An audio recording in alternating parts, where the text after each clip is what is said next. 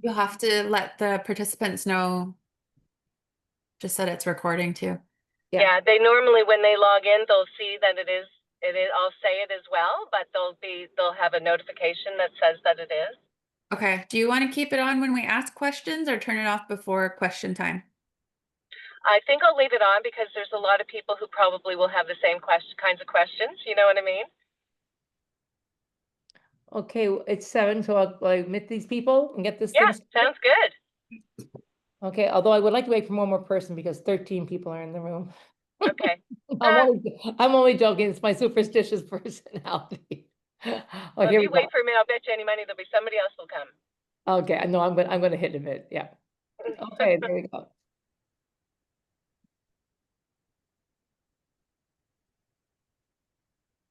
Oh, everybody's joining.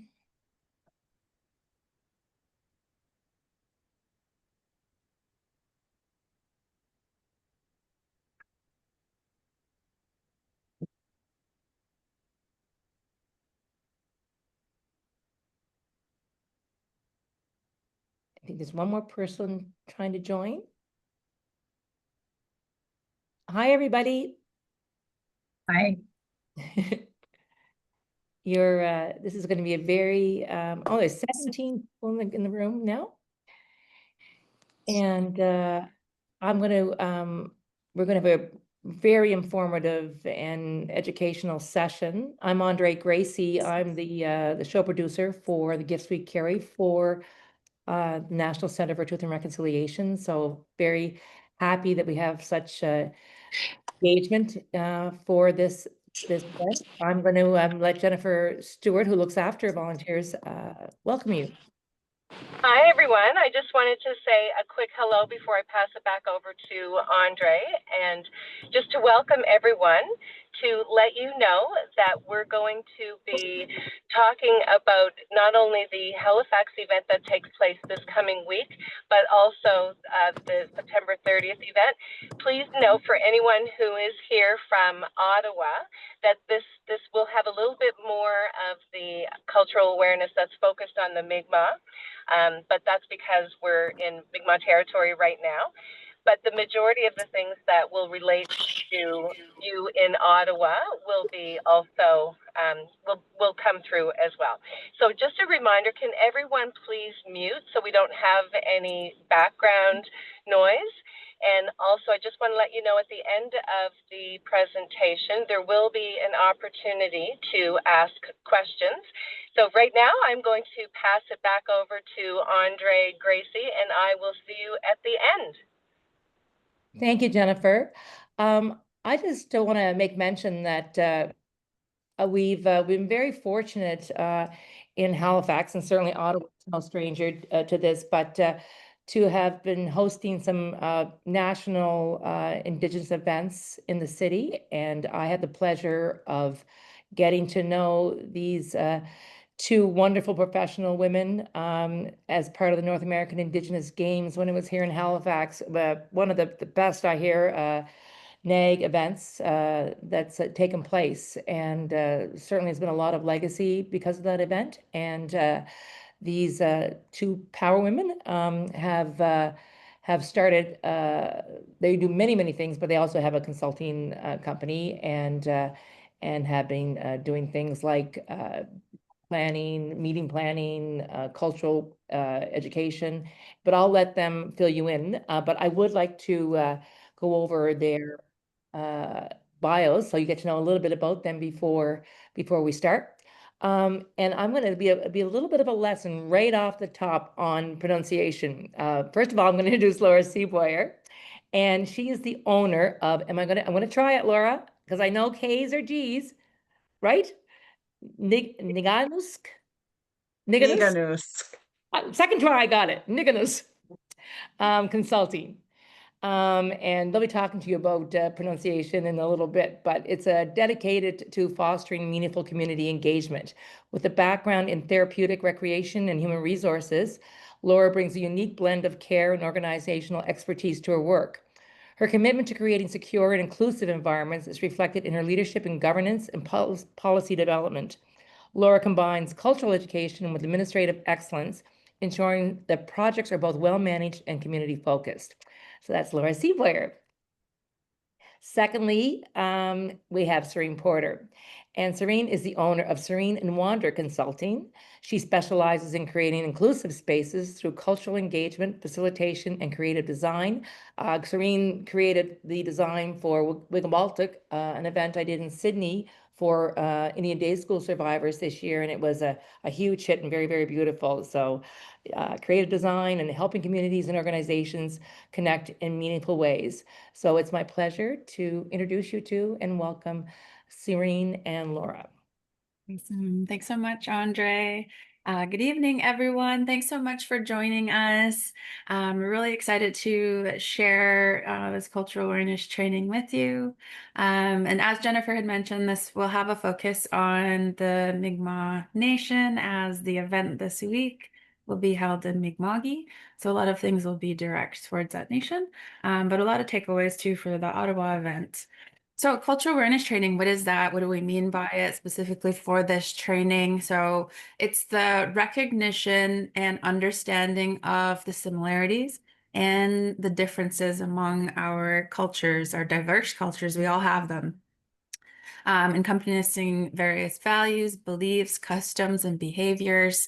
It involves acknowledging one's own cultural identity, learning about different cultures, and using this knowledge to interact with each other. So how do we, after we have this knowledge, how do we move forward and interact with each other in a really good way? So those are the things we'll touch on during this training. So this training was originally developed during the North American Indigenous Games, which Andre had mentioned in 2023. So we worked in collaboration with a cultural advisory committee, and this committee was made up of community members from all 13 Mi'kmaq communities in Nova Scotia, as well as representatives from New Brunswick, PEI, Newfoundland and Labrador. And we'll get into why those other provinces were included. This training is just under an hour and a half in length, and although we wish we could share everything we know, it's impossible in that amount of time, but we do share a ton. It's jam-packed, full of information. So hang on, buckle up. It's very informative. So because of how much is included in this presentation, we ask that you save your questions towards the end. We have time for that. And also there'll be a resource document that Jennifer will share with you that'll include links and resources so that you can continue your learning beyond this. And we really hope you do get interested and continue that. So I'm going to pass it over to Andre to do the land acknowledgement before we get started. Muted, never goes away since the pandemic.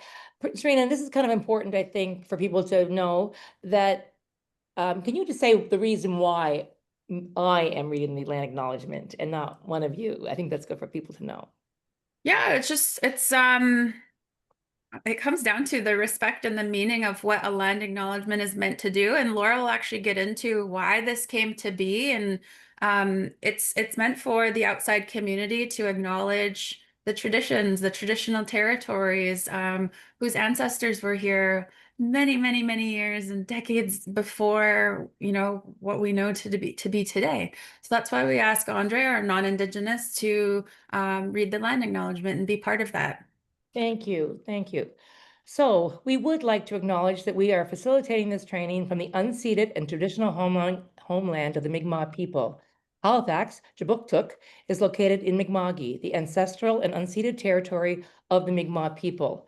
This territory is covered by the treaties of peace and friendship, which were Mi'kmaq Wolastoq, the Maliseet, and the Passamaquoddy peoples first signed with the British Crown in 1726. The treaties did not deal with the surrender of the lands and resources, but in fact recognized Mi'kmaq and the Maliseet title and established the rules of what was to be the ongoing relationship between nations. We do land acknowledgements as part of the reconciliation process.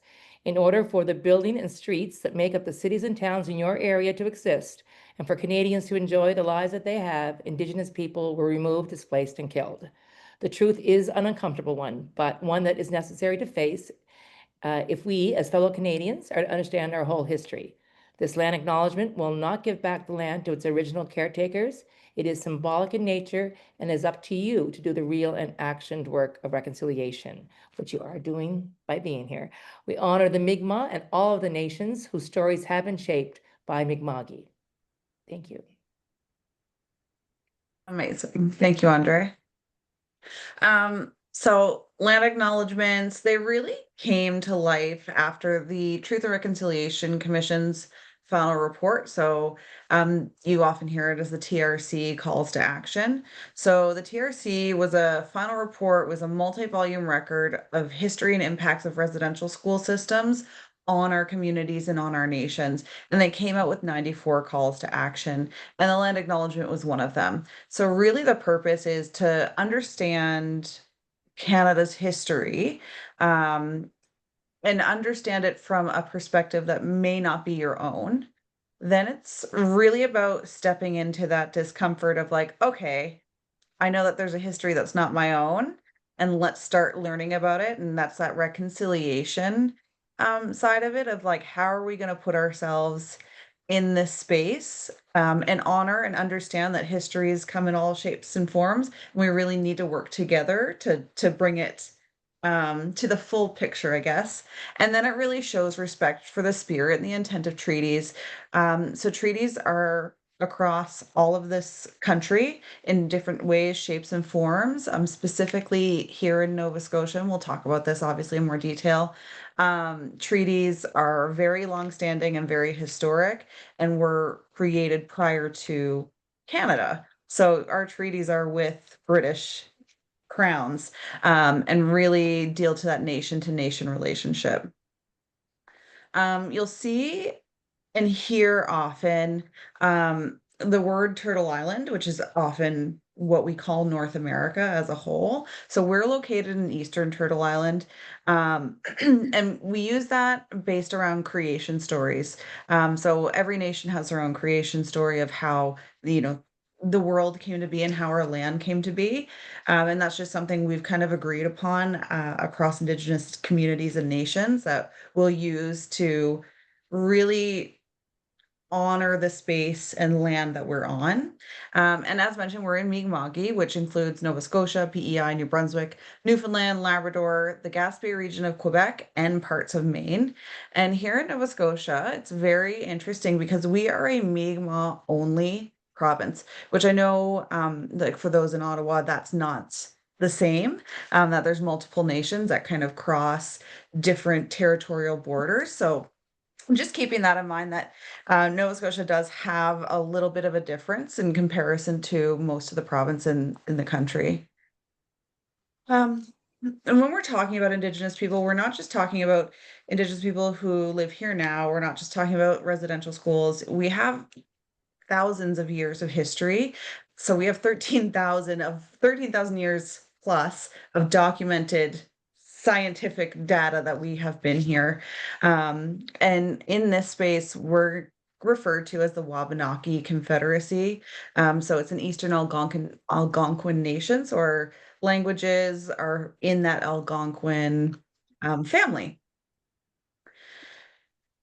You'll notice too that we have different districts, especially here in this Mi'kmaq map of Nova Scotia.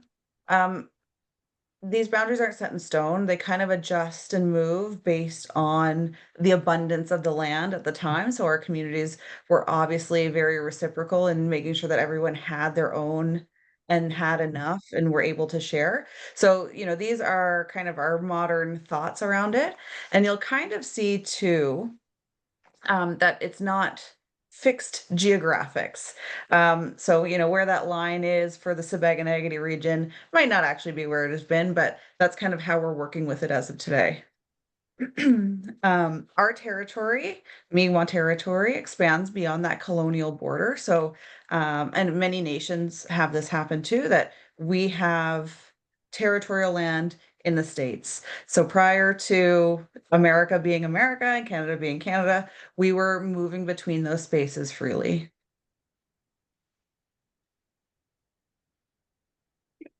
Thanks, Laura. I forgot to mention as well, so Laura is Mi'kmaq from here. I am actually Haudenosaunee from Southern Ontario. I'm from the Mohawk Nation, and um, our ancestors intersected a lot throughout time, so it's very interesting that I'm here working with Laura, and we'll bring that up in parts of the history here on when that happened, especially looking at the Wabanaki Confederacy. So the Atlantic was traditionally made up of nations that formed this Wabanaki Confederacy that you see in this map here. So the official Confederacy was formed in the 1680s to deal with the new common enemy of the English, the European travelers. But the roots of the Confederacy go back much further. Made up of the five principal nations, the Confederacy was formed to deal with the raids being conducted by the Iroquois.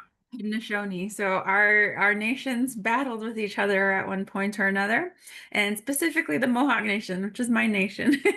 But we get along great now. Hey, Laura. And so the Wabanaki Confederacy, or Wabanaki, meaning people of the dawn, are made up of the five Algonquin nations that you'll see here: the Mi'kmaq, the Wolastoqey, Passamaquoddy, Penobscot, and Abenaki. So these groups are separated by settlement areas that changed and shifted over time, as Laura had mentioned, but they all followed similar ways of life based on hunting, fishing, harvesting, variety of wild foods, and communities dispersed and came together at different times during the year as different natural resources became available. So the learning outcomes for today's session, again, it'll zoom by just an hour and a half. What you'll get out of today is to know and speak to the territory you are in. Again, being mindful, we are speaking of Mi'kmaq. Having a beginner knowledge on Indigenous histories, acknowledge and understand privilege and bias. We'll really sit in what those are and explore what those are for each of us individually, and understand what an ally is and how to be an ally and what to expect during the events that you'll be helping out with. So I do want to mention too, there will be uncomfortable parts during this training, and it's important to share those parts to be able to move forward together. So it may be uncomfortable at times for those who this may be new information for, but it might look different for everyone as well. You might know this information or learn something, building on what you already know. Please know this is a safe space for learning. We're here to answer any questions you may have and hopefully clear up anything that's in your mind that may come up today. So we encourage you to really approach your learning zone with a good heart and an open mind. And although this material may be difficult content, just being mindful it might bring up some emotional triggers, but we'll work with those along the way, and acknowledge some of the heavy parts and shake it out throughout and really talk about, we'll leave that here with the training and look at how we can move forward together. So terminology is a really important part of how we move forward together and making sure we're using right terminology. So we're going to touch on what these all mean. What does Indigenous mean? What does First Nation mean? What are the specifics to that? And how do we make sure that we're being respectful when we're talking to people? Um, So, as I mentioned, like Turtle Island, for example, is what we use in placement for North America. It's really just along that respect piece and make sure we're honoring the histories and the stories of the people that we're talking with and being around. So, we're going to watch a 3-minute video that kind of really provides a brief overview of the history of terminology around Indigenous people and help build that understanding of how we move forward when we're talking to one another or talking about one another or even just sharing about the event, which is a really great way to tie this in, is like you'll understand what you should be using in terms of terminology, for the participants, for the people you're going to see on the stage, all of the things that are going to happen. So we'll play this video. It's an Inuk journalist, Aussie Michelin, who introduces the idea of how to talk about Indigenous people. And this is from 2017, but I will say it is still extremely relevant and on point, even for today.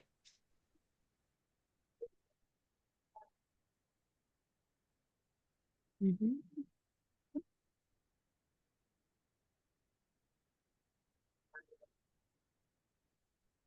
Indigenous, First Nations, Inuit, Métis, Aboriginal. There are so many different terms out there that it can be kind of confusing if you don't know what they all mean. But actually, it might be simpler than you think.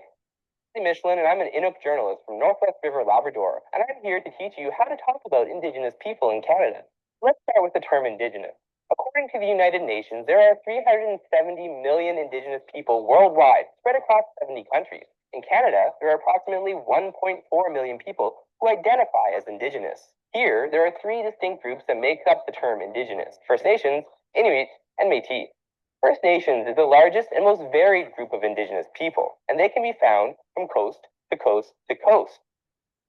Sometimes I hear people using the term Indigenous and First Nations as if they were interchangeable. They're not. Using Indigenous when you're referring to a specific group is kind of like saying Asian when you're referring to the Vietnamese or South Korean. It works sometimes, but if you use it all the time, it just sounds wrong. The rule of thumb is to be as specific as possible. If somebody's Cree, it's okay to refer to them as being Cree. And if you don't know, ask them how they self-identify. Next are the Métis. The Métis are the descendants of First Nations and European settlers, and often referred to as a distinct geographic group coming from the historic Northwest. You can find Métis. They all share a unique, distinct cultural heritage. The Inuit are the maritime circumpolar people of Canada, with a homeland stretching all the way from Siberia to Greenland. In Canada, there are 4 Inuit homelands, but they're not all just north of 60, with populations in both Quebec and Labrador. In the Inuit language, Inuktitut, the word Inuit means people. And you might have heard the term Inuk before. Inuk means person. So remember, it's one Inuk, many Inuit. And don't say Inuit people, because that's redundant. So that's it for First Nations, Inuit, and Métis. But what about Aboriginal? Do we still even use that term? Well, generally, no. It's out there still, but it's being replaced by Indigenous, which is an internationally used term. So remember these simple rules if you want to get it right. Be as specific as possible. If you're referring to one person or one community, then name it. If there's more than one community or people, then use the broader terms like First Nations, Inuit, or Métis. If there are different groups together, then say Indigenous. And if you don't know, ask. Most people are happy to tell you about where they're from, and where their parents are from, and where their grandparents are from, and where their whole family is from in the Indigenous world. I hope that's the next.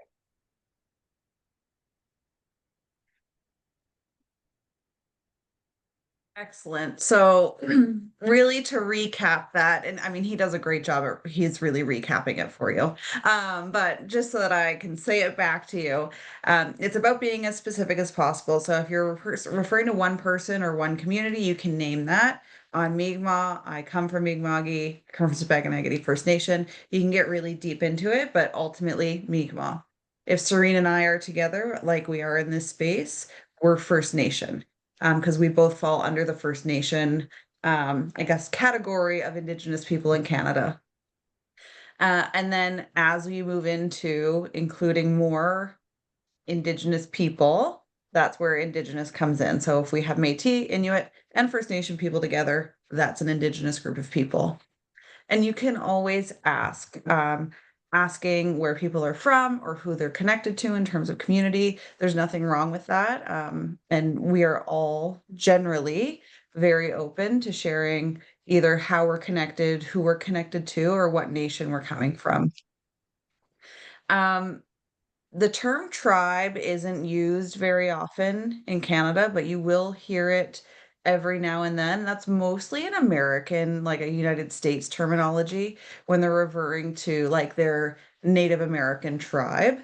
So it's same but different. I just wanted to make sure because we do have so many relations and so much media coming in from the States as well as Canada, like I just want you to understand that differential, but also like how they align together.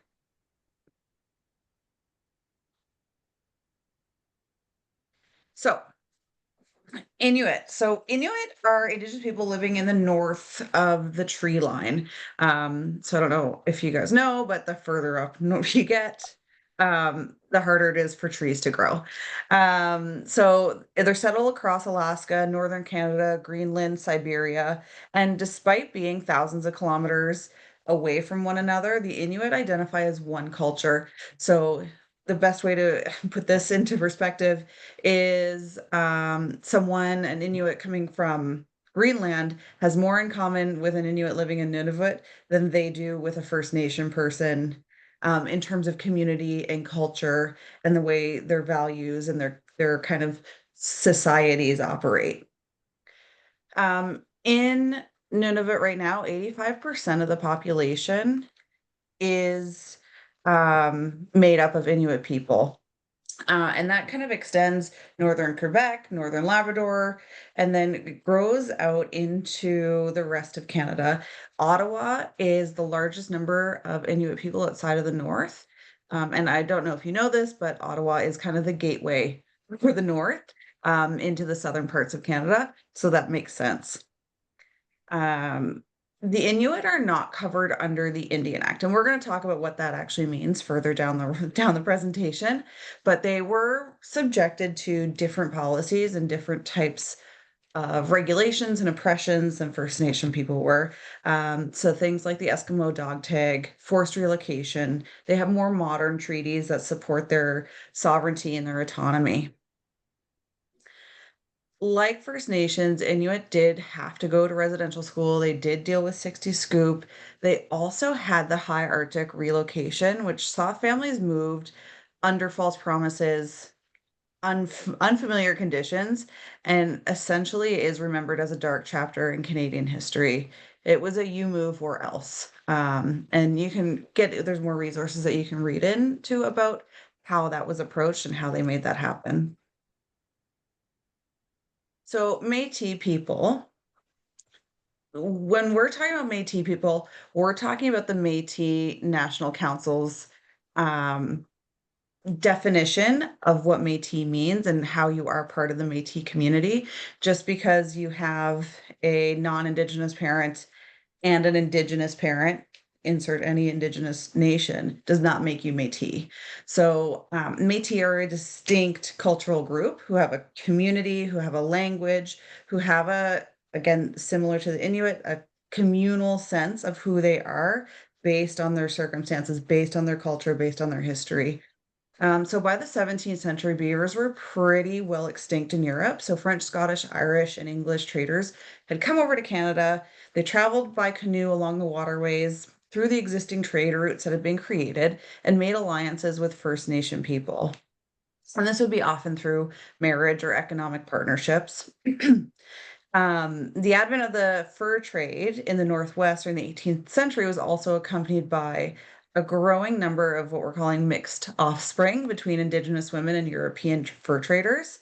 So, as this population was established, that's where those distinct communities were separated from those other Indigenous communities across the country. They married within themselves, they were a developed people. So they have, like I said, their own unique culture, they have traditions, they have a whole language, Michif, a way of life, and that collective consciousness, I guess, of like what it means to be a nation. So there are distinct Métis communities that were developed along the routes for the fur trade across the Northwest. So within that Métis Nation homeland, I guess we're calling it. Today, many of those communities still exist, and you can, if you're a Métis person under the Métis National Council, you have ties to those established communities in one way or another. And often these communities were developed in, I guess, we're like hubs for fur trade and activity and that economic exchange. Um, I'd be very conscious of when you're using the word Métis, of making sure you are referencing Métis people as a nation and not someone who is mixed. To be a Métis person, the Métis leadership says that you must have ties to the historic Métis communities. So that means a completed genealogy chart outlining who your ancestors are up into the about 1800s.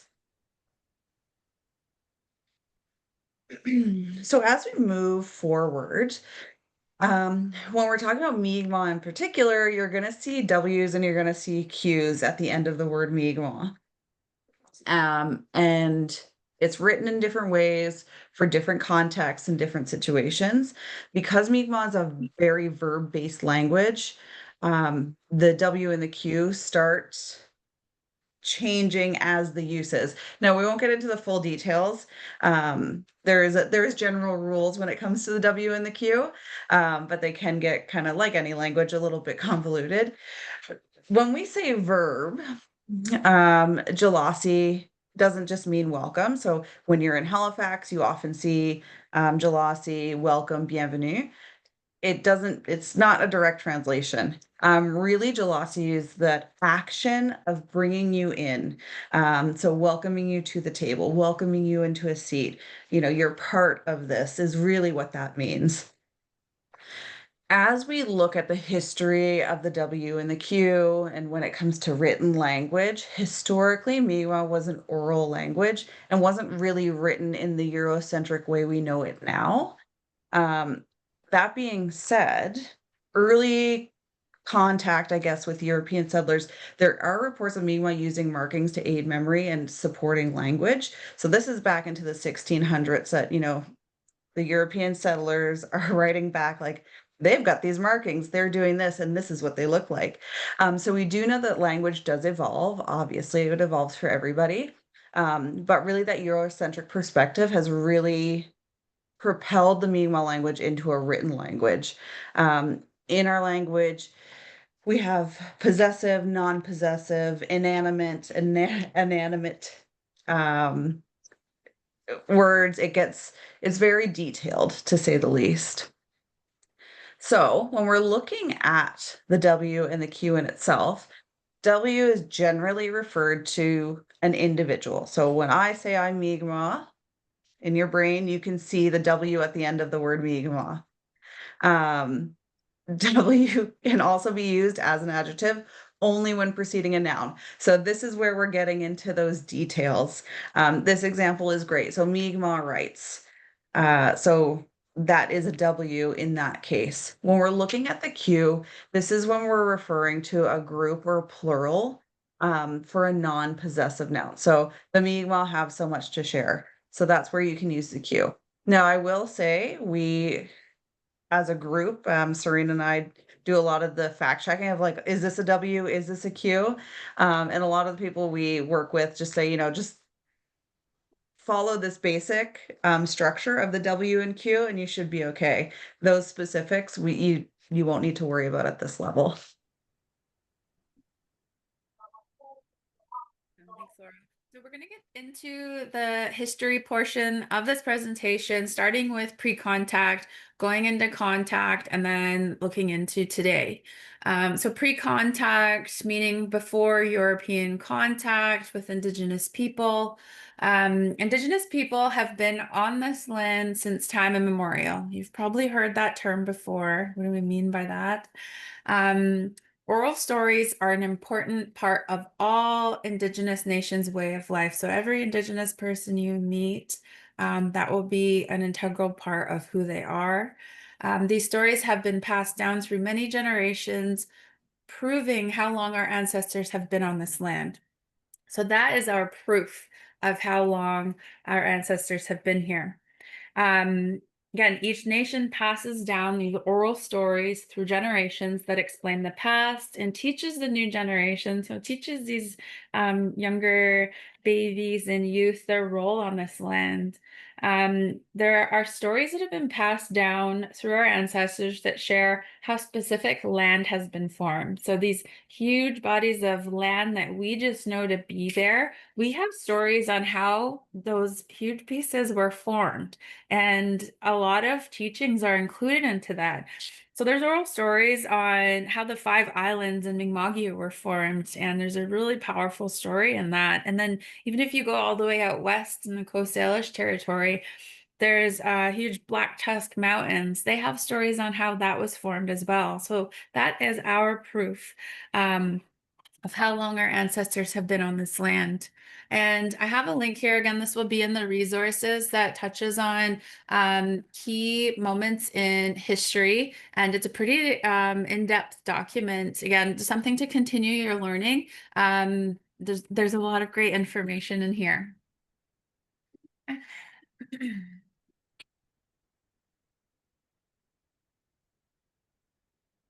So the earliest identified evidence of people in Mi'kma'ki comes from the Debert archaeological sites, which date back between 13,000 and 11,000 years ago. So this is that scientific proof of how long ancestors have been in this territory. So Debert is the oldest directly dated archaeological site in Canada. And among the largest and best preserved archaeological site of this age in North America. Tools for hunting have been found from the Debert archaeological site, as well as many, many, many other objects. And I've also included a link to the Debert, Mi'kma'ki Debert Cultural Center, and you can go through this website and find all of the other artifacts they found, as well as there's links for elders sharing stories on the Five Islands and many other stories that I had mentioned. So this website is jam-packed full of information to continue your learning.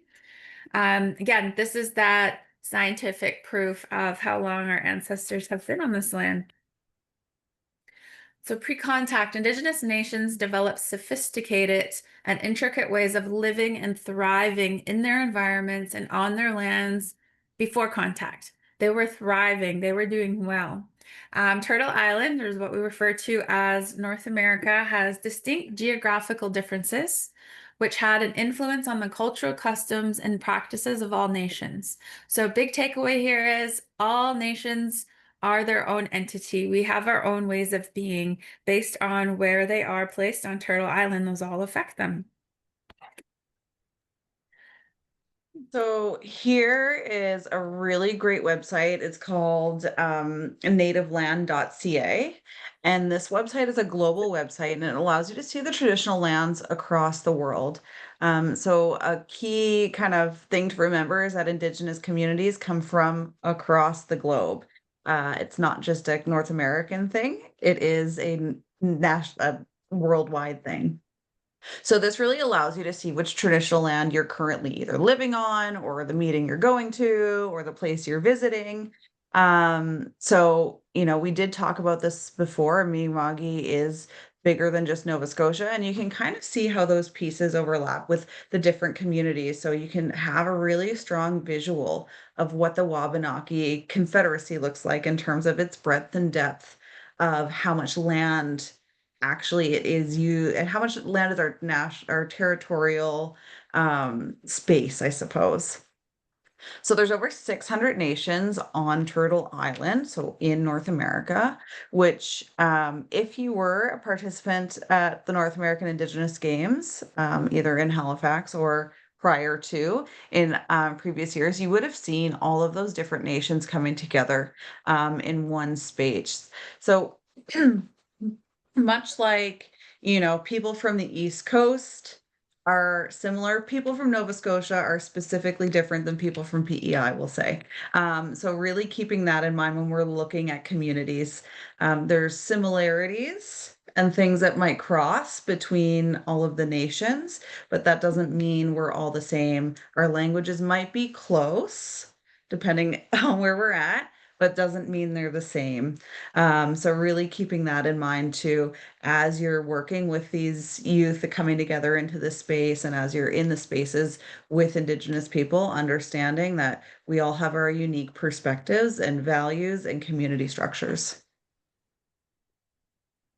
Awesome. So pre-contact, again, each nation had their own ceremonies, protocols, beliefs, but shared similar worldview concepts. So that very strong connection to each other and that respect for land.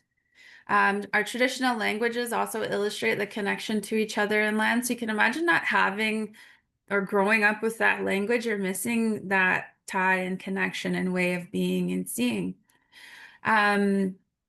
We also grow up thinking, and all of our nations are kind of tied together this way of thinking of the next 7 generations. So if you think of that 7 generations, that's so far down the line, you're probably not going to see or be here when that 7th generation is on this land. So in our teachings, it's that when we're on this land, when we're conducting ourselves, we're always thinking of that next 7 generation, and we want to be moving and leaving a good foundation for them, just like our ancestors have for us. So that's a way of thinking that's been brought to us as soon as we're here and enter this world, to always think of that next 7 generation and what are you doing to make sure the world's a good space for them. I also know it was never a concept or consideration that land could be something that could be bought, sold, or traded. That was never a mindset in our ancestors' ways of being.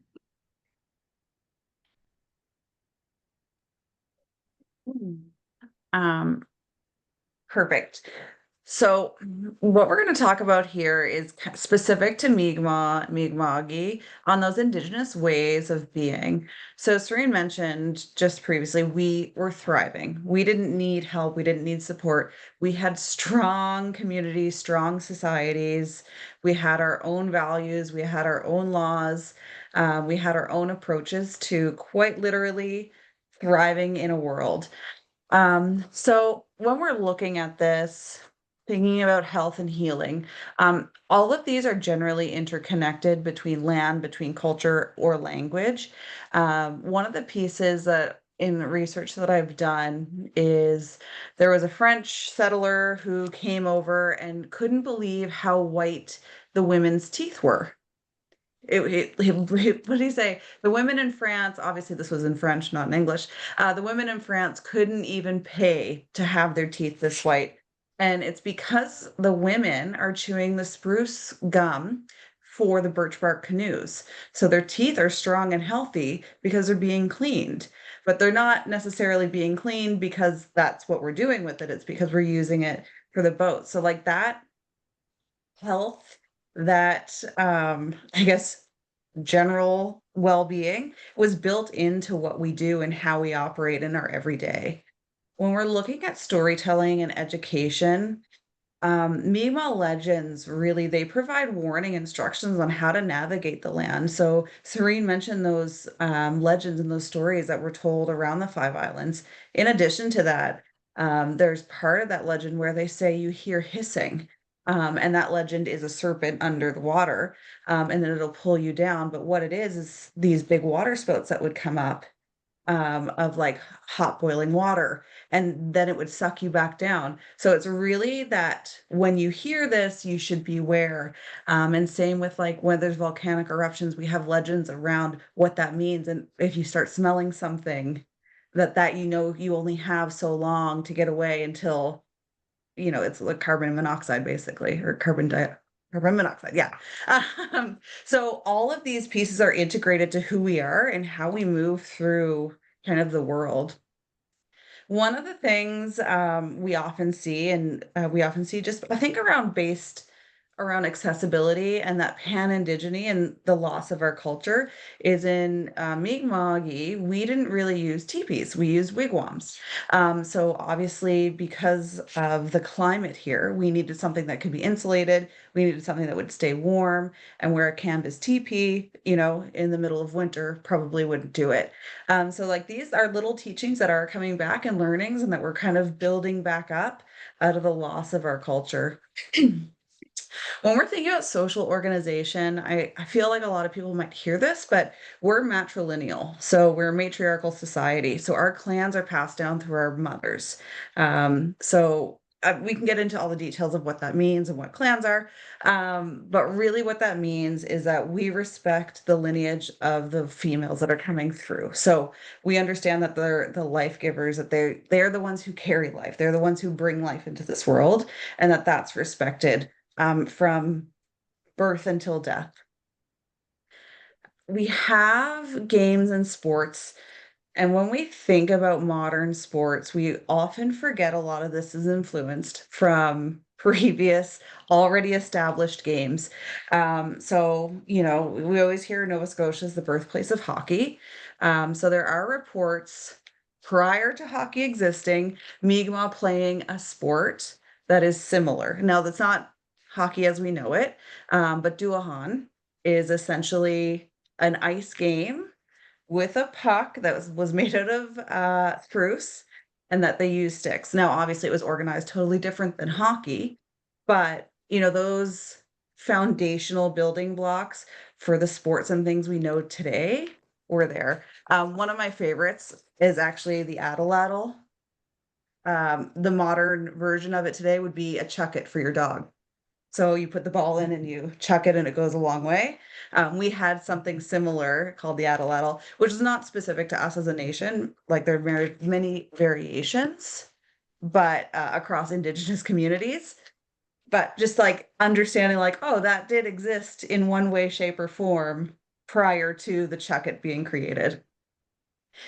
When I think about traditional crafts, we think beadwork, we think baskets. One of the things that is really interesting around our traditional crafts is yes, they were created some for aesthetics, but also for use.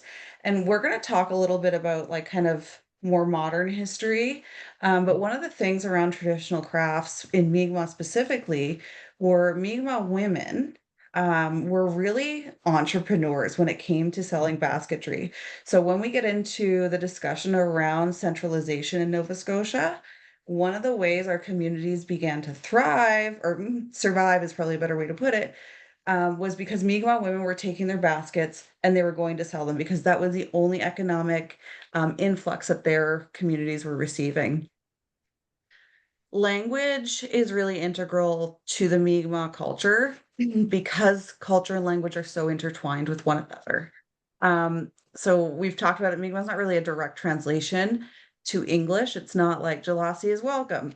We have a modern understanding of what those mean and we use them kind of in place. But Mi'kmaq's a deeply complex language that provides understanding to the reciprocal relationship between the land and the people. So, we have multiple ways to talk about a stick and ball game. Well, is the ball being thrown? Is the ball made out of this? How many people is the ball being thrown to? Those all shape the way our words are formed and the way they're spoken. As we move from language, we move into that music, that singing, that dancing, that social side of things. In Mi'kmaq, you'll hear the word Gojwa and you'll hear the word Jigamahan. So the Gojwa is a specific type of dance that is our community dance. It's a Mi'kmaq dance. It's a 3-step. Hopefully you'll get to see it at the event next week. And you'll probably also hear someone playing the Jigamahan singing the Gojwa song. The Jigamahan is a piece of wood that's been banged out so that it splits, and when you hit it, it makes a noise. So again, that modern version of a jigamahan, when you're at the hockey games and you fold up your paper and you hit it against your hand and it makes that fan, that would be a jigamahan.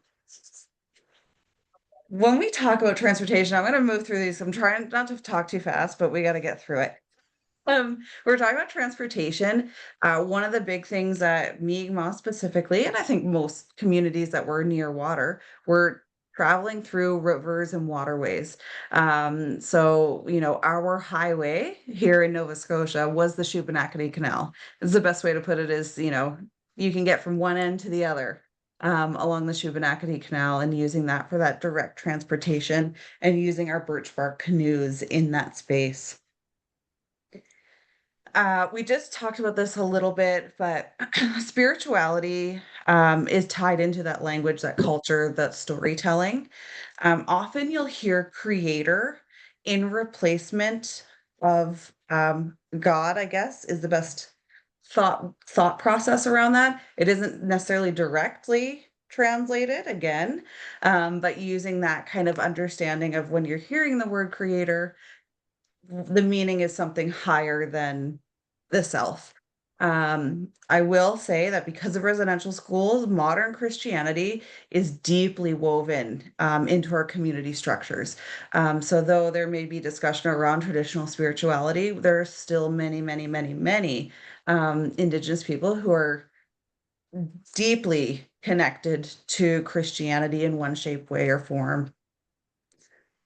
Food and preservation and tools. I kind of tie these together because when we're looking at harvesting, when we're looking at producing food, we're not just, or traditionally weren't just going out and saying, great, there's a moose. We'll kill the moose and we'll take the meat.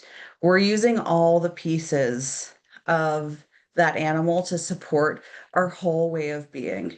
So the antlers were used for dice in a Waltus in a game that we have. The hides were used for clothing. The insides were used for sinew to sew. Um, Bones were made for tools. It was all interconnected and really respected, and really made sure that we were using everything we were taking, and what we weren't, we were giving back.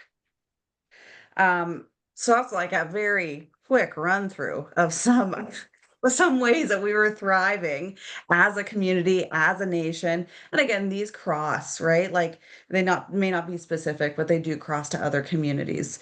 And I think what really the big piece and takeaway here is that the strong connection and respect and the reciprocity we had created this environment and this society that we were thriving in for thousands and thousands of years prior to contact. And those things started coming away from us after contact. So it's really shifting that mindset from they were here, they were helping, they were providing knowledge, tools, etc. But really what they were doing was just providing something different to what we already had.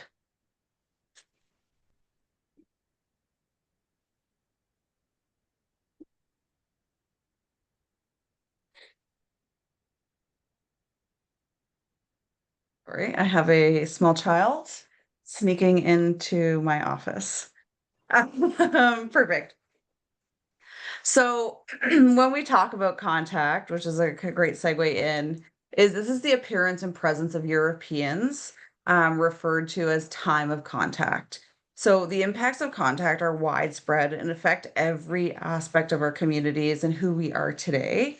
In the East Coast, particularly, we were the first contact.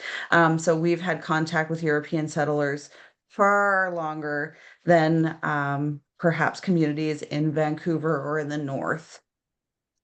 Uh, the dates of first European contact with Indigenous people vary, like I said, depending on where you fall within the country, and also how those contacts were happening. So, as they get further into research, there's like those like, oh, a ship came by and they didn't stop. They just kept going. So like there are those new pieces being developed of like, oh, how long ago was this? And when did they decide to settle? Like when was it a decision that we're gonna stay here? So first recorded contact was in and around the 1400s with the Mi'kmaq Nation. And then, they moved west from there. Sorry, I'm getting very horsey and dry, so I apologize. So the impacts were felt, like I said, through who we are then and who we are now, because really it disrupted the way we approached our territories, the way we approached our everyday lives, and what we had to consider to survive. So each nation has a different story and each nation has a different impact. But really, what it did was started peeling away the parts of who we are and who our communities were, because the people were coming in and taking it or replacing it with what they think the values they have were superior, I guess.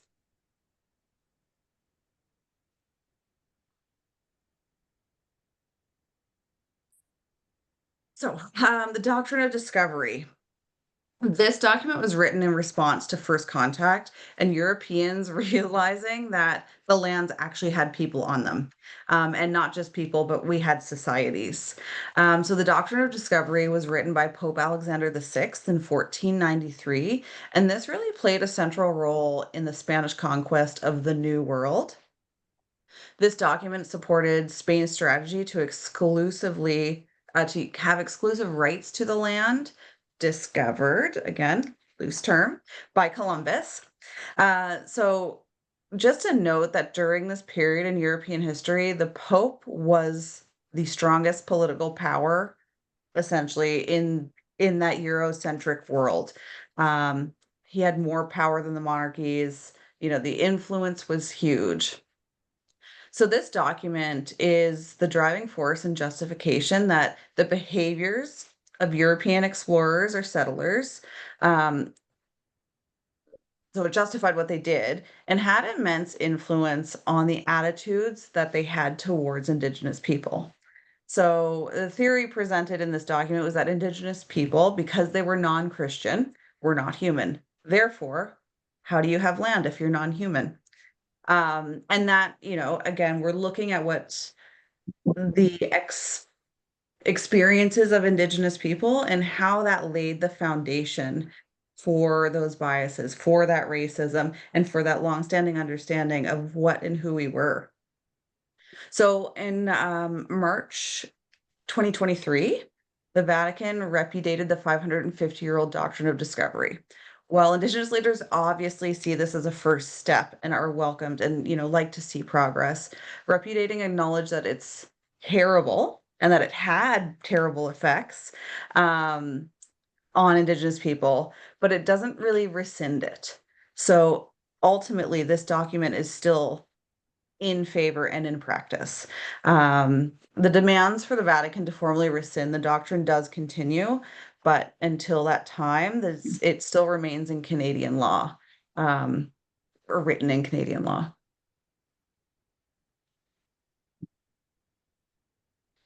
Invade, search out, capture, vanquish, and subdue pagans and other enemies of Christ, and the kingdoms, dominions, possessions, and all movable and immovable goods, and to reduce their persons to perpetual slavery.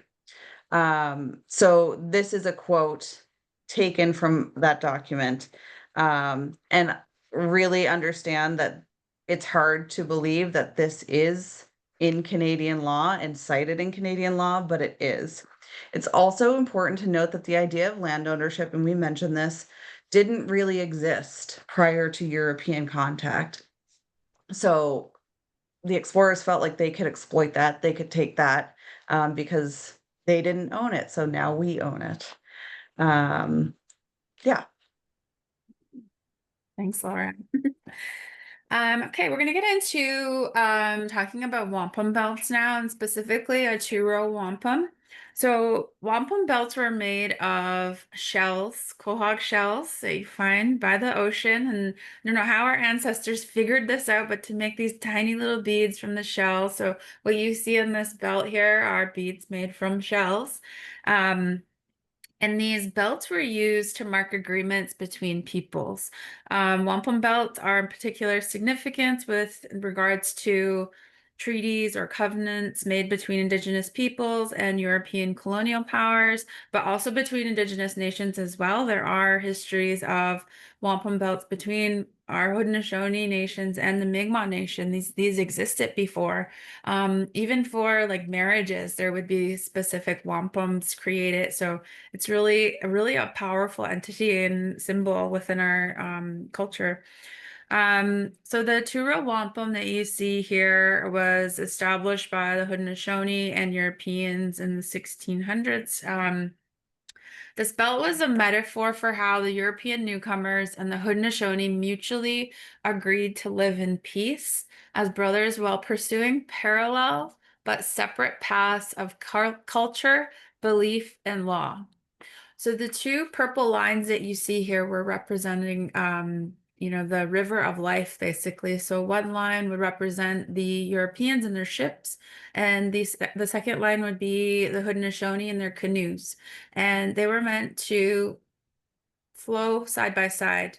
You'll see these lines never intersect, they never overlap. And that was, to symbolize living mutually together in peace.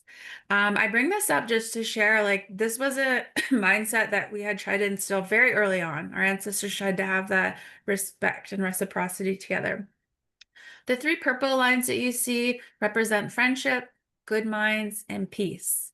And if you think of any other very important documents and treaties that utilize those terms, you can think of the Friendship and Peace Treaty that exists here in Nova Scotia. So again, this was a mindset that we had tried to instill very, very early on.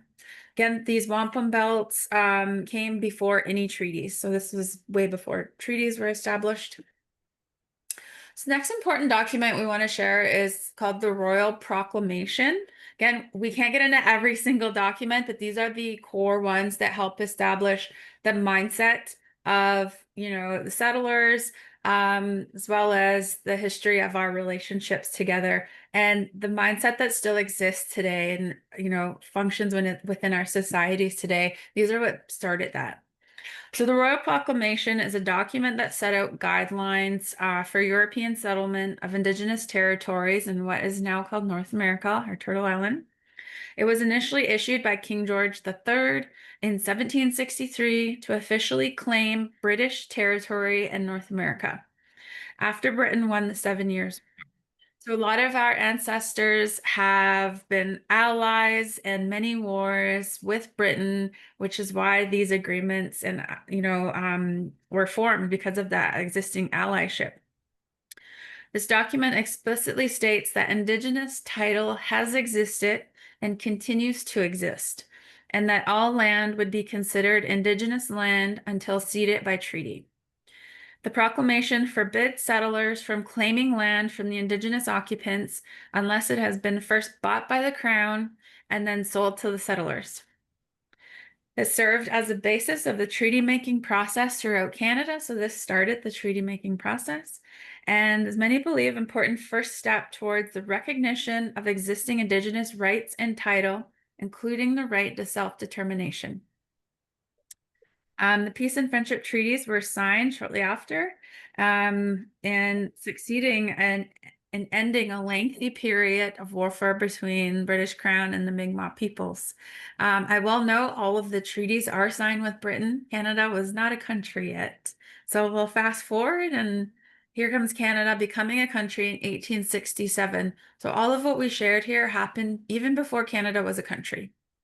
I will note the word Canada or Canada comes from a Haudenosaunee word meaning village. So a lot of street names, province, city names that come from our Indigenous languages. Okay, so we're going to get into some more continued ways of social injustices that happened once Canada became a country. I will give a note that this is going to be heavy content, so be easy on yourself, or be kind with yourself as we go through this. Again, this is important information that we all need to know in order to move forward. So right now we'll look at the Indian Act. We've mentioned it a lot, so what is it? We'll look at residential schools and we'll look at Indian Day schools. Very important for these events that will be happening this week, to have understanding of where they came from, how did they get developed. So the Indian Act, I'll begin with this because it is the catalyst of what started and allowed residential schools to become a thing. The Indian Act of 1876 is a Canadian federal law that governs matters related to Indigenous people, including their status, lands, and rights. It initially was created to assimilate Indigenous peoples into settler society. It imposed strict control over various aspects, if not all aspects of their lives, such as governance, land use, education, and cultural practices. This document still exists today, and still in use today. The Act defined who was legally considered Indian, often excluding Métis and Inuit people, and introduced policies like residential schools, banning of traditional customs, Indian agents, status cards, the pass system, and managing reserve lands. Again, I can't get into all of these, and I wish I could. There's a lot more of learning, just what I mentioned there. There's a ton of information in those aspects that I mentioned. So, although amended numerous times, the Indian Act remains a contentious symbol of colonialism, criticized for perpetuating systematic discrimination and undermining Indigenous sovereignty. Many Indigenous leaders and communities continue to advocate for its reform or replacement with legislation that respects self-determination and reconciliation. So this is a very important document, and we can't just get rid of it because it does acknowledge our right to sovereignty and who we are, and is tied to many other powerful things of who we are and how we maneuver. So residential schools, these were institutes where Indigenous children were forcibly removed from their homes, from their communities, from their families, and placed in environments designed to erase their culture and assimilate them into European and Canadian values. This led to significant losses, including parenting skills, traditional knowledge, language, connection to cultural identity, among many other things. Sir John A. Macdonald, Canada's first Prime Minister, supported these policies as a means to solve the Indian problem, infamously advocating to take the Indian out of the child. In Nova Scotia, the Shubenacadie Residential School was the only residential school in the province and closed in 1966. So a lot of Indigenous children were not only taken from their homes, but relocated. So they were moved, some very far away. Nationally, the last residential school was located in Saskatchewan and closed in 1996. Beyond residential schools, Indian day schools also existed and aimed to assimilate Indigenous children while they remained in their communities. The last Indian day school closed in 2000. Many Indigenous people today have parents, grandparents, or even personal experiences with residential schools or Indian day schools, reflecting the intergenerational trauma these institutes caused. I'd like to reiterate, this was not hundreds of years ago. My grandparents went to residential school. I attended Indian day school. This is still very, very relevant and still affecting our communities today. So again, the purpose and impacts of these schools aim to educate and convert Indigenous children, but the real purpose was assimilation. Children were separated from their families, forbidden to speak their languages, and cut off from their culture. The Truth and Reconciliation Commission later called this a form of cultural genocide. The impacts were devastating: language, culture loss, family disruption, intergenerational trauma that continues to this day. These schools are often underfunded, overcrowded, and poorly staffed. Students endured loneliness, poor education, in many cases, physical, sexual, and emotional abuse. Thousands of children never returned home.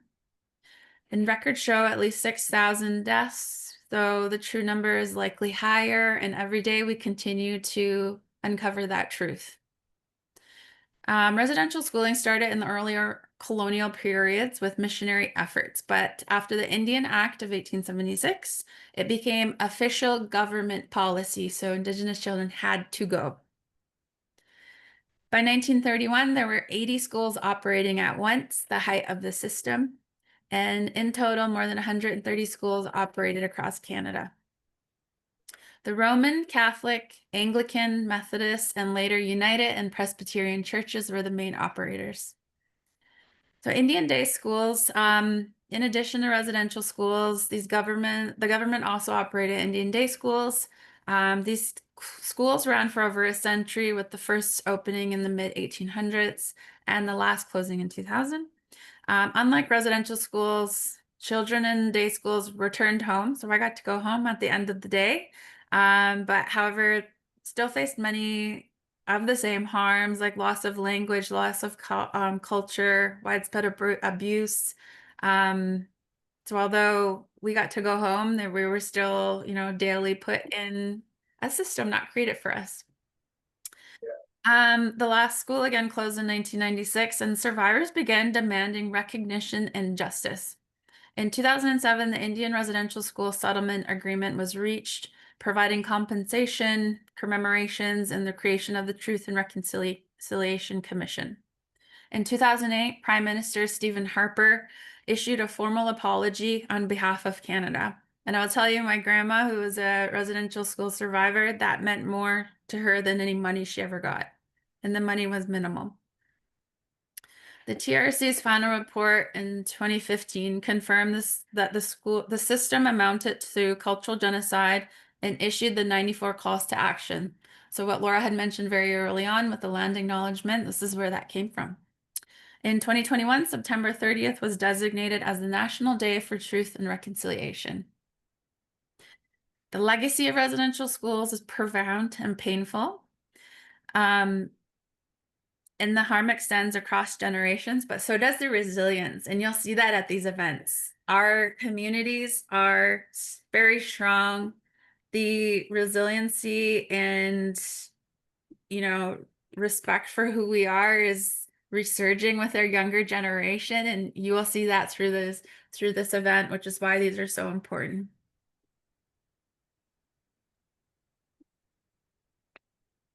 Perfect. So another document that's really impactful to our community is Bill C-31. So this was originally passed in 1985 that changed the Indian Act to address the gender discrimination. So before this, if an Indigenous woman lost their status by marrying a non-Indigenous man, they would lose their status. So they are no longer considered an Indigenous person. This Bill C-31 allowed women to regain their status and extend status to their children. So, however, it is introduced that there are limitations to where this status ends for future generations, and it does create ongoing problems and challenges within our communities because we have families who one kid is status and one kid is not, just based on their birth year. So I'll say that it's April 1985. So if you were born May 1985, this bill doesn't align with you. So it's very like it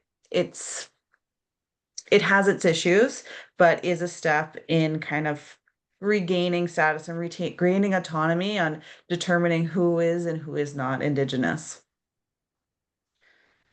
So land ownership and centralization.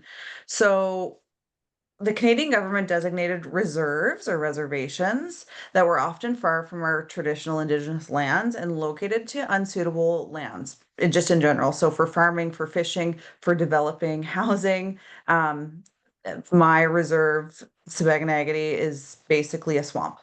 And that was where that's the land they gave us to live on. Centralization is a policy that forced Indigenous communities into these undesirable locations, further disrupting our connection to traditional territories. So, if an Indigenous person wanted to own land, they'd have to give up their legal status as an Indigenous person, which stripped them of their rights and recognition under the Indian Act. These policies were deliberate in efforts to weaken Indigenous cultures, traditions, and independence, and really impacted how we operate today as communities, specifically here in Nova Scotia. The 60s scoop. So this refers to the widespread removal of Indigenous children from their families and communities during the 1960s and their placement in the child welfare system. So in most cases, this was done without consent of their families or Indigenous bands. The goal was really to assimilate these children into European cultures by placing them in non-Indigenous homes and often severing their ties to culture, community, language, and their identity. The selling of Indigenous children, which is also really closely tied to the 60s scoop, is where many Indigenous children were placed with families or individuals who then sold them or sent them far away to be raised in unfamiliar environments. So this practice is deeply connected to the MMIW, or the Missing Murdered Indigenous Women and Girls crisis that we have today. It's influenced by the doctrine of discovery, which treated Indigenous people as inferior, and these children were really denied basic rights and protections. The policy reflects a history of the systematic dehumanization and cultural erasure that we are still facing. Banning of traditional customs. So the Canadian government banned Indigenous cultural practices, including wearing regalia, singing, dancing, holding sweat lodges, and other traditional ceremonies. And items used in these practices were often confiscated and placed in museums, where many items are still today. So a lot of what you see in museums resulted in that act. The Jigmotten that Laura mentioned, I heard a really powerful story about those and how they came to be. Because of how they're created, they were easily ripped in half, and they could be thrown into the fire so they wouldn't get found out that they were still passing down these songs and this way of being. And there's a lot of stories like that. Additionally, it was made illegal for groups of 3 or more Indigenous people to gather without government permission.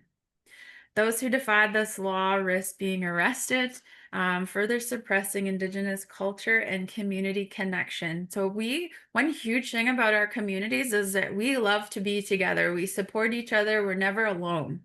And so this act, again, was meant to bring us down, to separate us.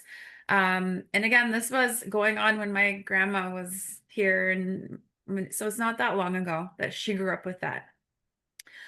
Federal white paper and red paper. So these are important documents that were created. So in 1969, Prime Minister Pierre Trudeau and Minister of Indian Affairs Jean Chrétien introduced a white paper. So a policy proposing to end the special legal relationship between Indigenous people and the Canadian government. It aimed to dismantle the Indian Act. So eliminating treaty rights and assimilate Indigenous people into mainstream Canadian society. So there would be no Indigenous people at all recognized.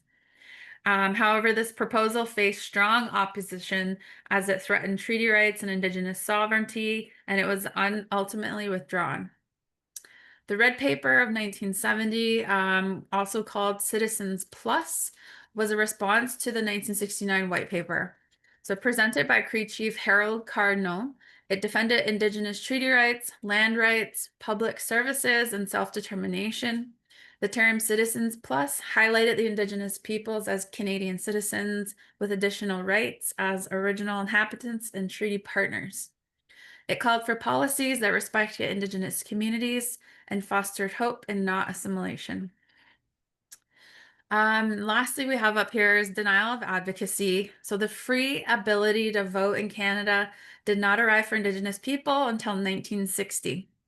However, there were a lot of ties to that. So Indigenous men were allowed to apply for enfranchisement in 1876, which would, if successful, give them the right to vote, but also resulted in that man no longer being considered an Indian under the Indian Act or the federal legislation.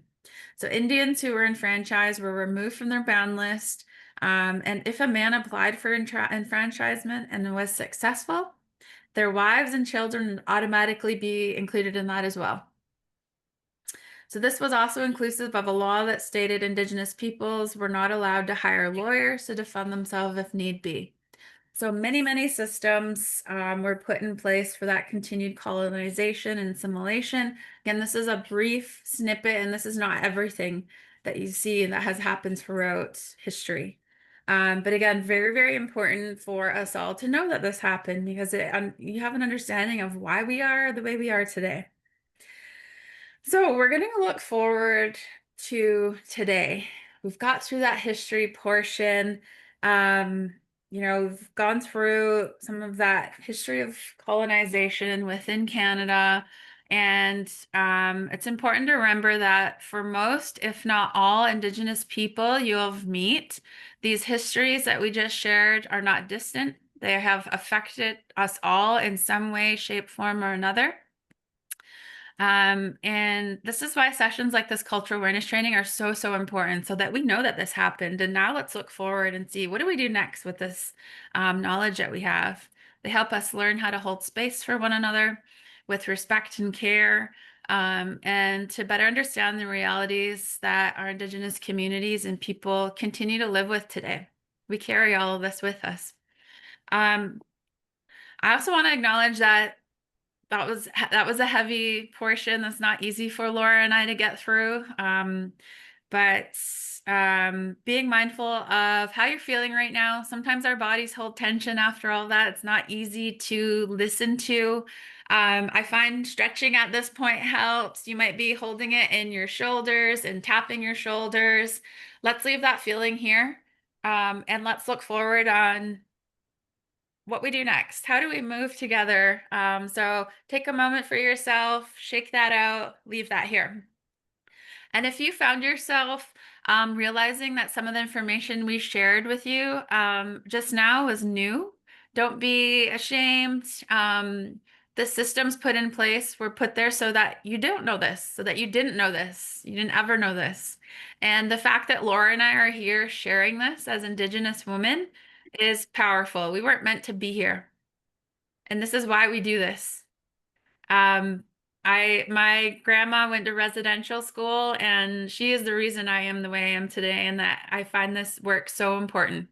And thank you for being here. Thank you for sitting with us and volunteering for events like this. It's really, really important. And this is how we build that allyship and build partnerships, and really looking at how we can strengthen our relationships and creating that future we want together, right? That shared future. So moving forward together, what does that look like? I had the pleasure of meeting with elders and community leaders here in Mi'kma'ki, here in Nova Scotia, and I asked them what they thought was important to share during presentations like this. And this is what they shared with me to share with you. So we are still here. We are resilient. Our youth will lead us to building and repairing relationships, but we have to point them in that direction. We have elders in universities sharing their knowledge. We have lawyers, doctors, teachers, business owners. Our communities are thriving and alive. Our ceremonies, songs, dances, way of life are here and still carrying on with our little ones. We're building relationships with organizations like CBC who are creating spaces for our communities to share and tell our own stories and build awareness. So there is tons of resiliency moving forward, and with people like Andre and her group bringing this event to life, bringing, creating space for us to tell our stories. That's happening. That's powerful. That's movement forward. So when we look at moving forward, you've probably seen these terms before, that resiliency, that two-eyed seeing. So that means as Indigenous people, we live in two worlds. We have our traditional ways of being, that connection to land, that connection to each other, but we're also living in this modern world that doesn't really foster that at times. So how do we make sure we're moving forward with both of those worlds and seeing both of those, ways of being and who we are? Reconciliation. You might have heard the term reconciliation. So what do you do once you have that baseline understanding and baseline education? What are those actionable things that we can do to move forward? Repairing and building relationships, building allies. And this is where I challenge you now to adapt our mindset of thinking of our next 7 generations. So not just mine, but yours as well. What are we doing to leave the world in a really good spot for them and a healthy spot for them?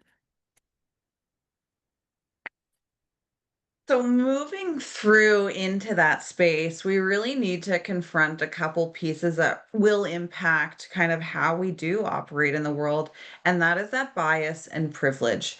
Now, we all have bias in one way, shape, or form, whether it's unconscious or conscious bias.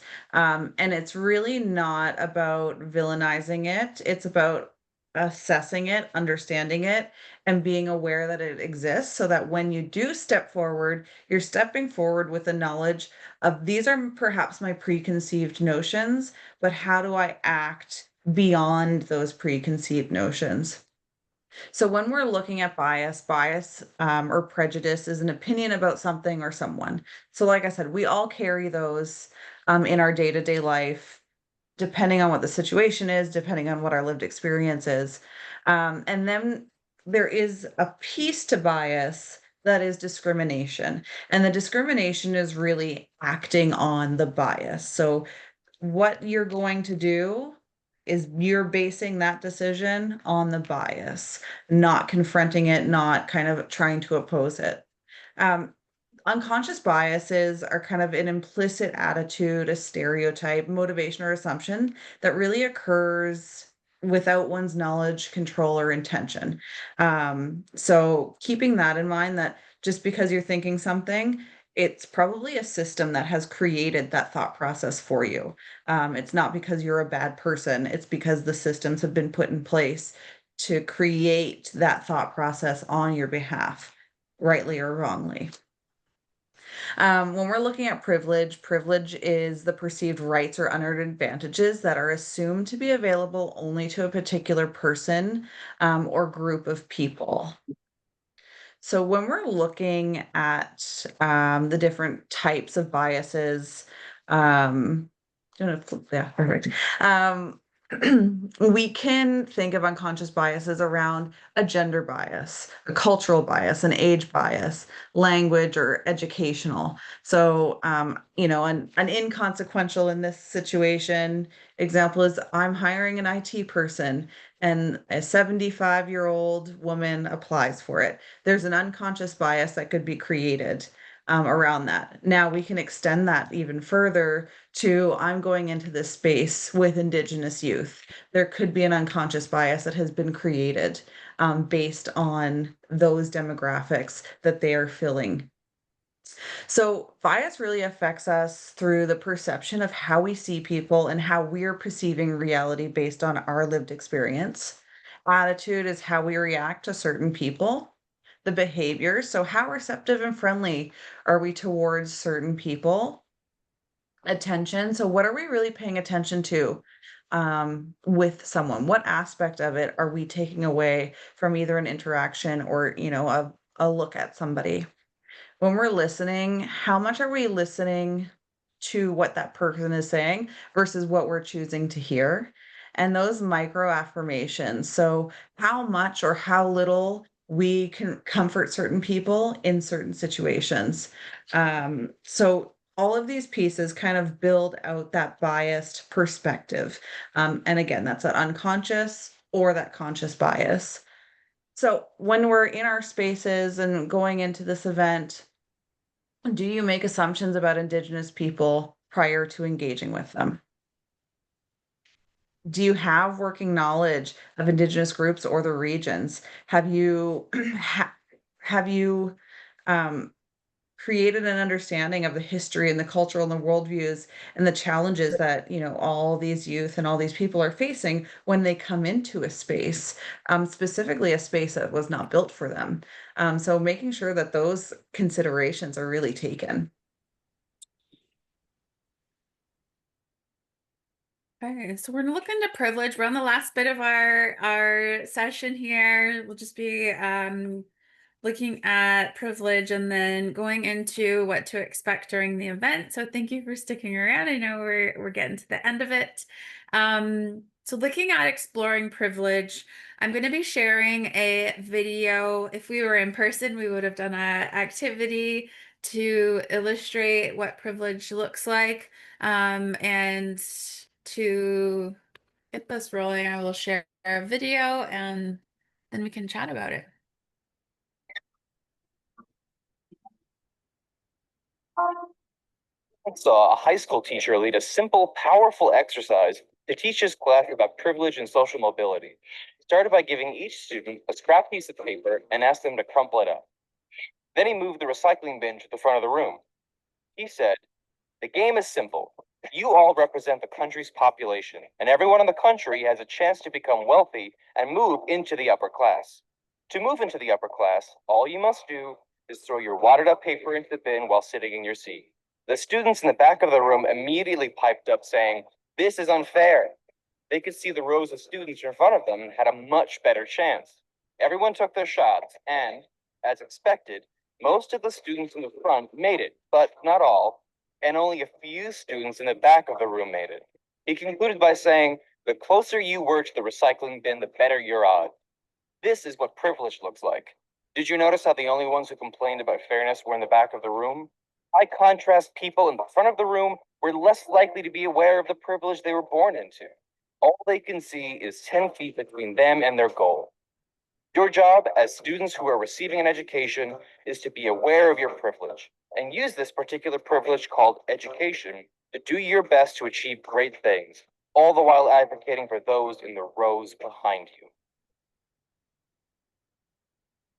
Okay, so when we do this presentation in person, we get 3 people, we set them up with a similar situation like in the video. We have one person right next to the basket with a ball. The next person has a piece of paper and a little further, and the third person is way across the room with a piece of paper. And we tell them the only rule is they have to get that object into the basket. That's all we say, and that they can't move their feet. And every time we've done this has been a different situation. The first time we did this in person, we had a woman come from the back of the room, come up and grab everyone's items and put them in for them. So she challenged that status quo. She challenged what was being set up there. We've had other times where the person in the back asked for help, and we didn't say they couldn't. That wasn't a rule. So they asked for help. And then there were times where people just did it and didn't think about it. So it's really interesting to see what happens in situations. And I think it really does a great job of illustrating what privilege can be. So when we do this, I really ask, who got better results and why? How did you feel about being close to the basket and right next to it? And how did you feel about winning? So really making people think about situations like this. So historical circumstances, social traditions, and group dynamics have given certain groups in our society more privilege and power compared to other groups. Sometimes we don't even know that we're reaping the benefits of a historical circumstance or social tradition associated with our identity. Sometimes we don't even know this, or we're not aware. We just accept that we are closer to the basket than others, and we don't always question or challenge the rules or circumstances to the privilege some over others. So I really like to reinforce that some groups are closer to the basket because of their identity alone and not necessarily because they've worked harder or more harder than others or that they're more deserving. So this is privilege. So I really challenge you to think about, have you been in a situation where maybe you could have supported others or created space for others where you had a little more privilege than them? So when we move into allyship, and what does that actually mean? How do we support those people to be successful, essentially? We talk about allyship as a lifelong process. So what is an ally? An ally is someone who actively learns, questions, reflects, and takes consistent action to challenge the status quo of the privilege or profession of or oppression. So it's that woman who came from the back of the room, who wasn't participating in the event, grab the papers and put it in. Why does it matter? Allyship supports marginalized groups or historically excluded people while also helping us grow, build confidence in others, and strengthen those relationships. And allyship is a moving target. So it requires an ongoing reflection and adaptation because the way you're an ally to one person doesn't necessarily mean it's going to be an ally to another. It's not a prescription that's going to catch it all. It's really kind of moving with the times, moving with how people are evolving, and moving with, I guess, society's perspective and views as well. So it really is, um, it's you're engaged in allyship. It's not just something that you're acting upon.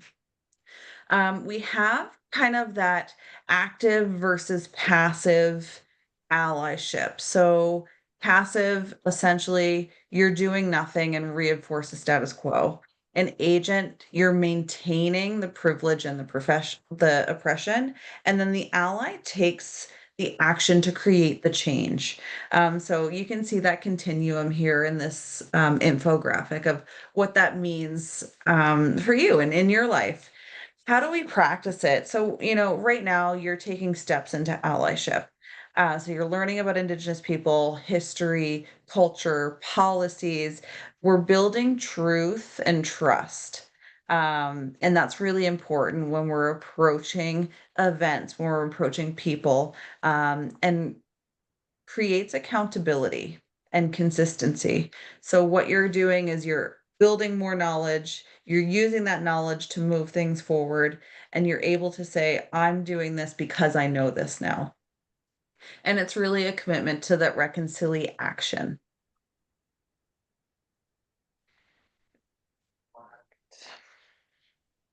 Okay, so the term ally means that you recognize a potential privilege, whether it's through set of cultures or your background that you may have taken for granted. It also implies that you challenge to work towards breaking down barriers that continue to affect Indigenous communities or BIPOC communities. Ally is not a self-proclaimed title. It's it is a way of being in the world. So while Indigenous people may identify you as an ally, the goal is not to be labeled an ally, but rather to develop those authentic and meaningful relationships with Indigenous people. So it's just a way of being. So I love this top 10 how to be an ally list. I'll quickly just go through some key ones here. So really learning to and or listen to and follow the community. So finding out who the traditional caretakers and elders are of the land you're on, and when doing long-term work with Indigenous communities, build strong relationships within the community and make sure everything is Indigenous led. So it is, if it's for our Indigenous communities, is this being led by Indigenous community members? Get to know the Indigenous nations or communities within your region. No two are the same. And take time to become familiar with the protocols, the social structures, um, and the ways of being, those nuances within our communities. I will share some key things that you might come across during this event. Eye contact in our community, especially with the youth, I find for some members, it's not something that they prefer to do. It's not welcome to stare at someone in the eye. So don't feel bad if that doesn't happen for you. It's part of who we are, and it's really stemmed to residential schools. It's been kind of passed down. Our elders are someone who have lived and continues to live in a cultural way. So when we say elders, there's elders and seniors. Seniors are our older generations. Our elders are the ones who are living that traditional way of being, and who are respected in that role of, keeping those traditional ways and wisdoms alive and passing it forward. So they've taken that upon themselves, and that's what they hold, in them. Again, although an elder is usually an older person, but not always, we have some younger elders or knowledge keepers or knowledge sharers. They can be quite young. Not every senior is considered an elder. So an elder is held in high regard by community members. Humor is another way to cope during difficult times. There might be something that's not funny, but we will laugh about it. Again, this is a way that we cope. We cope with our trauma. And this is every Indigenous person I've found all across Turtle Island. So that's a key one. Again, these are all very important, but I'll skim through centering stories around the communities, knowing the historical and cultural content, which you're learning today. Never show up empty-handed. Think about what you can bring forward. What are your superpowers you can bring forward to assist, to help? Always seek consent and permission, and this is an ongoing process. You can't just ask once, you got to continue to ask. Be responsible for yourself. Know when to step back. There's a lot of times when our community members just need to be and do, and just to acknowledge that. Again, saviors are not needed. Solidarity is. That allyship is important. Be mindful of others' time and energy. People who are doing that hard work, there's not a lot of them who want to take that role on. And those ones that do, they're stretched thin. They get asked to do many, many things. So if they don't get back to you right away, it's because they're busy. It's really important to build those meaningful relationships with those who are in that world. And again, do no harm to the community. It should be left better or the same once you leave. Perfect. So we're gonna chat about something that's going to happen at the event, which is the National Student Memorial Cloth. So this was created by the National Center for Truth and Reconciliation in 2019. And it's a sacred commemoration of the children who have never returned home from residential school. It's about 65 meters long and 1.5 meters tall. And you can see in that image, like that's quite substantial. And it contains the names of the children who died while attending residential schools. And we should preface that this is the known names of the children who died at residential schools. So, guided through ceremony, the survivors and elders and knowledge keepers are honoring these children and recognizing the sacred responsibility we as community members have, but also as the broader, national Canadian community members have to these kids who never went home. So the first national registry acknowledging the children who died in the residential schools is this memorial cloth. So this was the first time they were named and noted on a national level.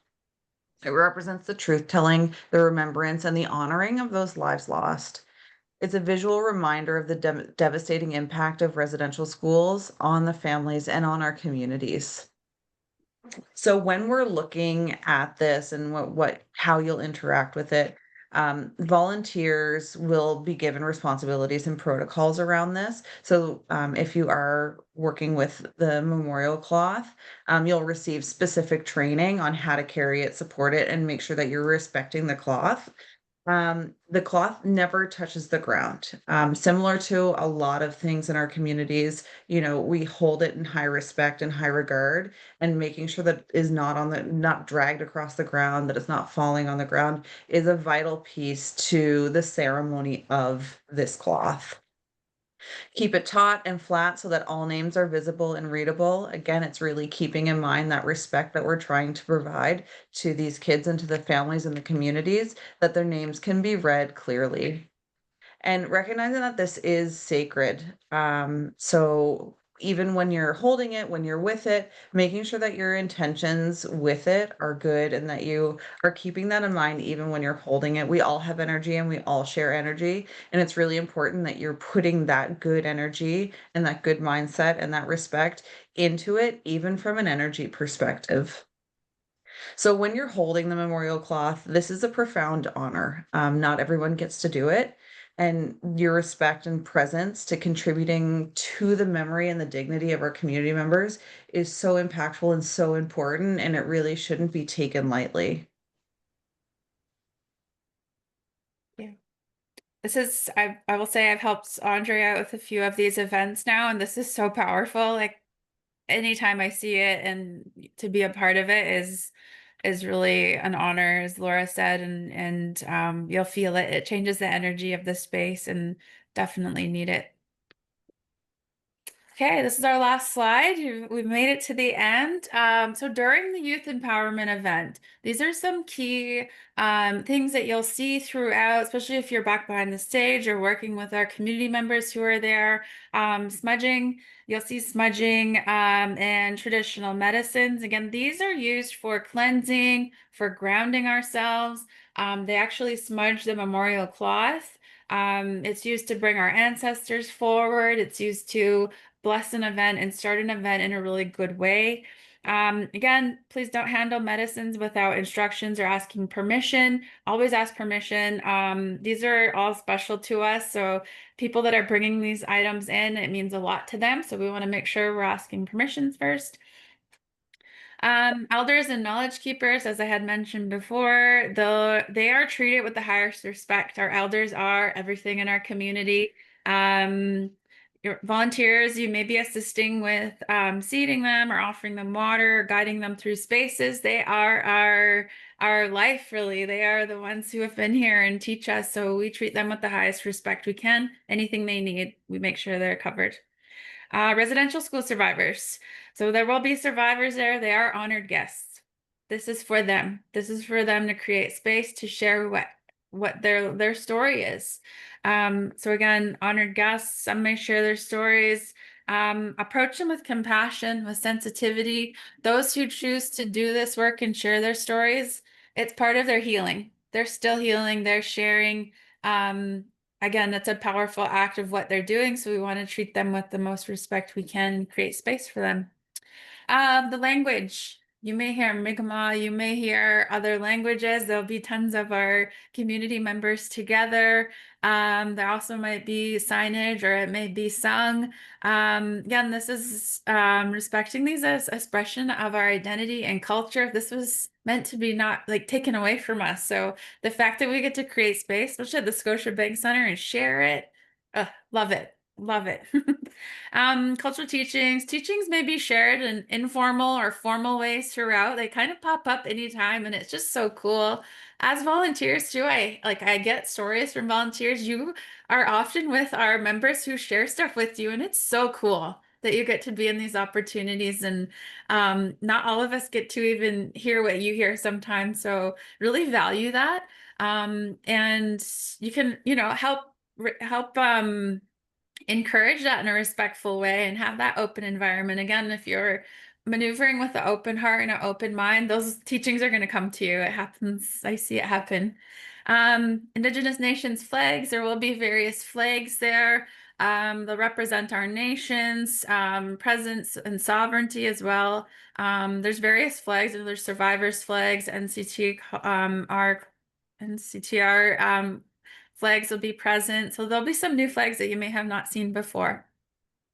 Sacred Fire, I believe we're trying to get a Sacred Fire going for the events, but with the happenings, I'm not sure if that'll come to fruition, but this is typically lit at the opening and kept burning all throughout the event. And it can be meant for a place for prayer and reflection. And this is a very powerful spot and a powerful duty to hold. So volunteers, I believe, will help with that area if we are able to get it going. It's a place where you can go and burn tobacco and put good prayers down and good intentions. It's another space to call our ancestors in to make sure we have a good event and they're with us. Photography and video, always ask before taking photos and videos, especially during ceremony. That's a big no-no. Typically during the event, if it's okay, it'll be publicly announced. The Sacred Fire, we don't typically record around as well. Also, while smudging, we don't record that. And if someone's wearing regalia, ask. Usually we're okay, but you want to ask first and be polite and respectful. And then lastly, there will be health support available at this event for participants, and that'll get shared, I'm sure, once you have your specific training as a volunteer. It's an amazing event. Thank you for volunteering. We wouldn't be able to do this without the volunteers. And yeah, your role is important and powerful. Lastly, I'll share, you will get a resource document sent along to you. It will have these 5 general Mi'kmaq phrases. Learning to even try to pronounce an Indigenous word will go a very long way, even though it doesn't feel like it. Even if they don't speak Mi'kmaq, just to try to hear you trying, it'll be meaningful. It'll help create that space and help them feel welcome and seen. So this will be included in that resource. You can click on it and hear how it's pronounced and practice. That resource document is jam-packed full of information for you to continue your learning, and I hope that you do. I added the links here. So anytime someone asks me a question and I don't know the full answer to it, I'll add a link to that resource document. So it is huge. And we've only touched on brief things. And so these links will help you continue on and dive a bit deeper into your learning. So thank you. That was a lot, I know, jam-packed into this presentation. Laura and I don't know everything, but we try to share what we do know, and we're learning every day as well. Like we said, we weren't meant to be here doing this, but we are, and to have you be part of this and learn as well along the way is just so meaningful, and this is why we do this work. So I'll open it up to any questions you might have. Stop sharing my screen so I can see everyone. Don't be shy. I know it's a lot too. Usually when I do this, I can tell people like, boof. Your head's probably full and processing. Yeah, that's okay. And again, if something comes up, I'll be at the event. If you see me, come say hi. Ask questions along the way too. We're here to make sure things are done properly and respectfully. So, yeah, It was such an excellent workshop. It was wonderful. I just wanted to say how big thank you. But I see we have a question, but thank you so much. Yeah, like mine's not really a question. I just want to thank you very much for again learning more. Yeah, it was amazing again. And thank you everyone for being here tonight, whether you're going to be at the Halifax event or you're going to be in the Ottawa event. Thank you, thank you, thank you. We'll be seeing people this week and then the end of the month. Well, So if you do have any questions. before you go, let's just say that. Let's everybody say Walalio. Walalio. Walalio. Good one. But thank you. Does anybody have any questions before we go? But that was a wonderful, wonderful presentation, ladies. Thank you so much. I know that everyone's head is probably spinning, so it's a great thing that we do have the I will be sending out the link if you decide that you would like to revisit or watch it. And for those who weren't able to attend, it is proprietary information. So please make sure that nobody takes any of this or uses it at your own. It will be available for people to rewatch until October. What did we say, Serene? 2nd? Something like that. So thank I'm gonna have you. one thing that I really enjoyed learning many years ago was Nemultis. So it's not goodbye. It's I'll see you again. Am I correct? Yeah. So no goodbye. Just Nemultis. I'll see you again. and all our languages are the same with goodbye. It's not goodbye. It's I'll see you later. And I hope you are well while we're apart. Awesome. Awesome. All right. One last chance for anybody to have a question. No, we're good.